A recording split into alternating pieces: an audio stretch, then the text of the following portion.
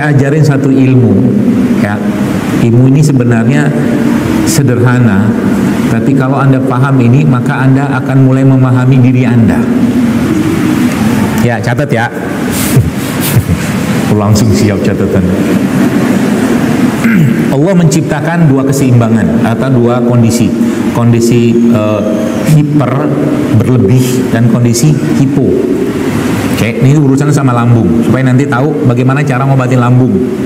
Karena penyakit lambung ini sekarang merajalela di mana-mana. Oke, ada orang yang ada hiper, ada hipo, tengahnya dia seimbang, gitu ya.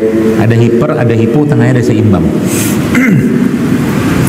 Ada orang manusia yang diciptakan Allah dari awal lahir sampai dia dewasa, sampai jadi bapak-bapak, sampai jadi nenek, tensinya nih nggak pernah normal. Versinya dia, tensinya kan tensi normal 120/80 kayak gitu. Tensi dia tuh 90/70, 100/80 gitu-gitu aja terus. Tapi dia bisa melakukan aktivitas normal-normal saja.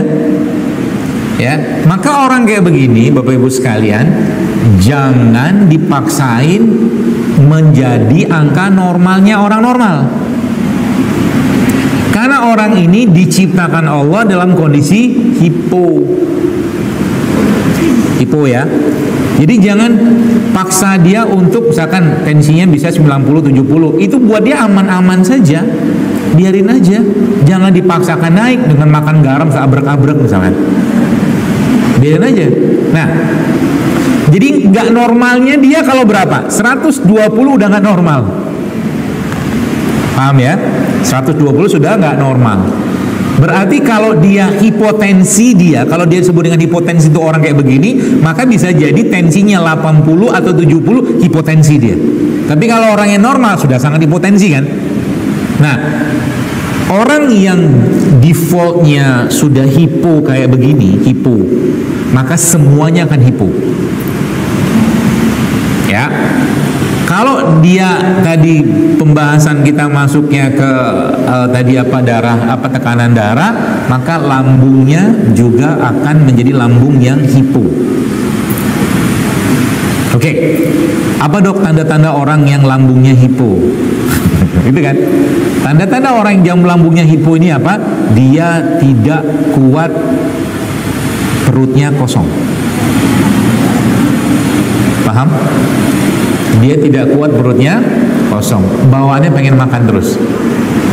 Jadi, nah itu yang pertama. Lalu yang kedua, nanti orang yang hipo kecenderungan gulanya juga akan rendah, tapi dia aman-aman saja. Ya, dia akan aman-aman saja. Orang yang hipo. Jadi sabutlah mungkin gula normal itu berapa? Ya 80 lah misalkan. Dia kadang-kadang 60 gitu-gitu. Tapi buat dia tangan-tangan aja, tidak masalah.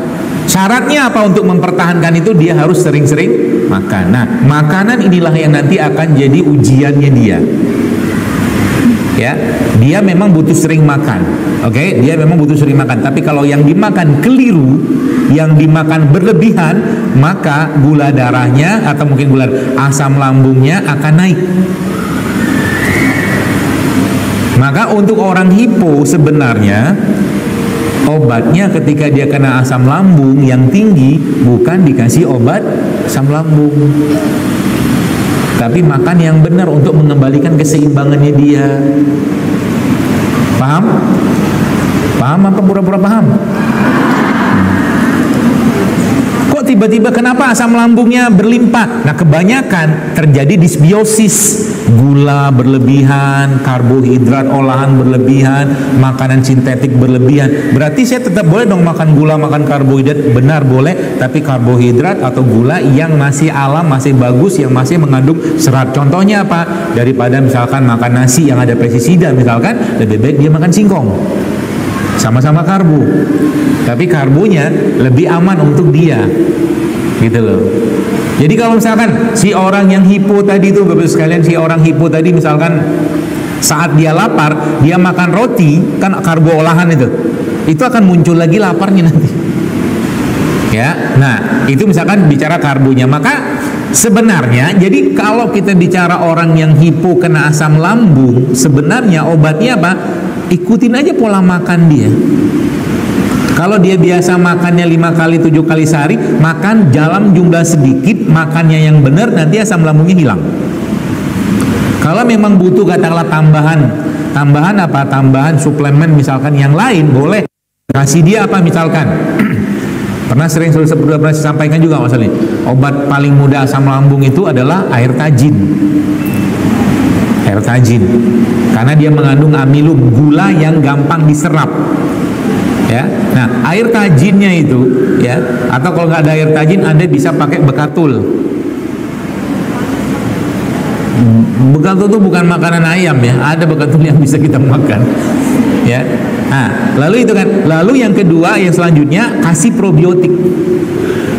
Ya, karena untuk mengembalikan keseimbangan asam lambungnya tadi yang hipo. Jadi sebenarnya orang ya, dan itu memang secara riset ya, secara penelitian juga sebagian besar orang-orang atau manusia modern kayak kita ini kecenderungannya atau lebih dominan kita tuh hipo daripada hiper. Jadi sebenarnya banyak orang yang kena asam lambung tuh sebenarnya aslinya itu di hipo, bukan hiper. Jadi tugas kita bukan menurunkan asam lambungnya, tapi mengembalikan keseimbangan asam lambungnya. Dengan cara apa? Makan yang benar, ya, kasih gula yang benar, kasih amilum yang benar, kasih probiotik, nanti hilang dia. Mudah kan? Sama juga dengan orang yang tadi. Jadi orang yang hipo itu, kalau dia gula darahnya tinggi, ya, sebenarnya itu tingginya dia itu kan, kalau misalkan ya normalnya itu tadi 80, 70 sekitar itu lah. Misalkan tiba-tiba gula darahnya itu 150 atau 200 misalkan. Maka tugas kita sebenarnya mengembalikan gula darah tadi ke settingan awal. Settingan awalnya dia. Ya. Dengan cara apa? Lagi-lagi benerin makan. Jadi makan dalam jumlah sedikit dan makan yang benar. Ya. Contoh makan yang benar apa? Makan getuk gitu. Jangan makan roti. Itu. Jadi karbonya yang benar seperti itu. Ya, itu hipo-hiper. Jadi sebenarnya konsep ini kalau Anda pakai mudah ngobatin, ya. Jadi kalau orang misalkan sakit mah itu, ya tadi memang secara statistiknya lebih banyak hipo, maka benerin makan. Bahasanya kan benerin makan.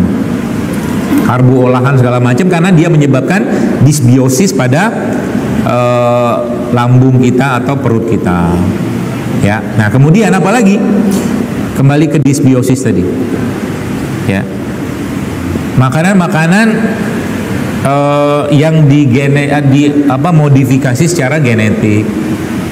Jadi kalau ada buah-buahan yang nggak ada bijinya, jangan makan. Ya, cari buah yang ada bijinya aja. Apalagi buah-buahan itu kalau bisa nanti coba cari buah yang tumbuhnya atau kita sebut dengan seasonal fruit, buah musiman. Itu biasanya tumbuh sendiri aja tanpa ada intervensi manusia. Contoh apa? Manggis. Lagi musim manggis kan ini kan? Makan tuh manggis. Ya, makan sak-sak bijinya. Sama bijinya. Ah dok, nanti kalau saya makan bijinya tumbuh dong. Udah aja. Kan nyaman lo gitu. Usus buntu karena makan biji jambu biji. Ada aja.